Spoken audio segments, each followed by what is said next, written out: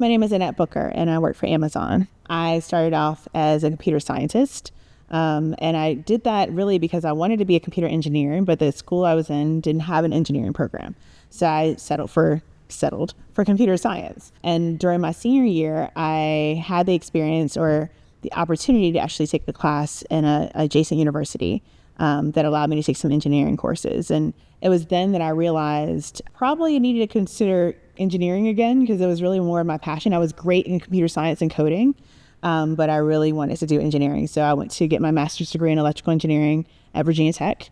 And then that is what helped launch my career at Samsung. So I started my career there as an engineer and learned a lot, worked there and navigated through a number of different different organizations, and then finally left there and joined Amazon 3 years ago. So I'm using the skill sets that I had developed from engineering, just learning how to solve problems, and that helped me propel into a different career path than even I expected. Networking is foundational for any career path. I think it helps you stay clear on what other organizations are doing. It helps you stay clear on the expectations of the industry you're in, if there are new opportunities for learning new skill sets, if there are new roles as well. And networking starts you along that path. And so being able to do that in your city where maybe you've developed roots and family and friends and so forth, it allows you to have the opportunity to learn while still being in a place you're familiar with. I think COVID was defining for me in a lot of different ways.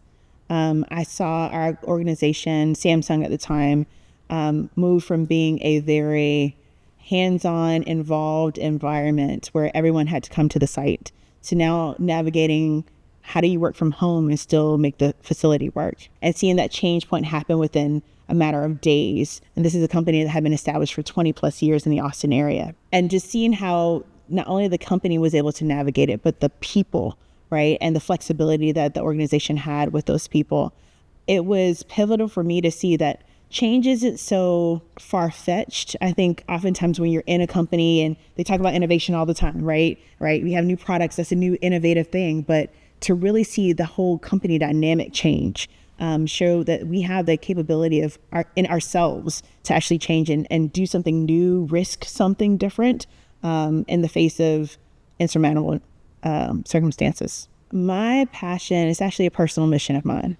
I have a personal mission to see more Black and brown girls enter into the STEM pipeline and get career paths there. I think for me growing up, I didn't have that. I didn't have the face to show that it's possible, right? To see in leadership in companies, there was no one who looked like me. And even navigating that in my education, I was one of one in most circumstances, right? And so I think it's important to start off with young girls and help them understand the importance of STEM education, how that can help you excel, how it helps you provide an opportunity for not only yourself, but those in your neighborhood and your families and so forth, and then becoming the face, becoming that pipeline and making it not so much of a rarity, but now a necessity.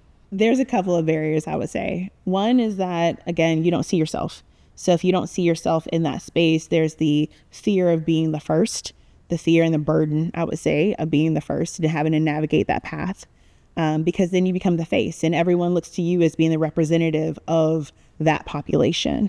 Another part of it is exposure, right? In a lot of communities, especially in the Black community, that STEM is not something that you're exposed to on a regular basis. You're exposed to life sciences more specifically, or teaching, so education, that type of thing, but not so much STEM. And it's sad, but it's something that we need to really focus on a little bit more so that you can see the opportunity. So then if you see the opportunity is available to you, then you have the opportunity to actually pursue it.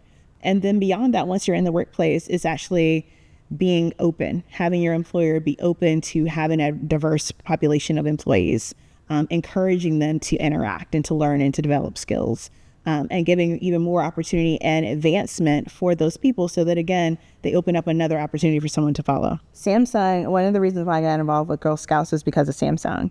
So they actually have the Samsung STEM Challenge every year now. And girls go to camp, and the original project that they had was like how to develop a water treatment system, right? And so they had a several weeks long project and how to build it out, and then they did a proposal and got judged for it. Now it's like an interactive and different age groups that go to camp and like do that STEM challenge. And there is a badge for that, or patch for that, I should say. And there's also other STEM activities that they now integrate. But that's one of the reasons why I like Girl Scouts. It's not their only focus though. Girl Scouts allows you to explore so many different pathways, but STEM is a major part of it.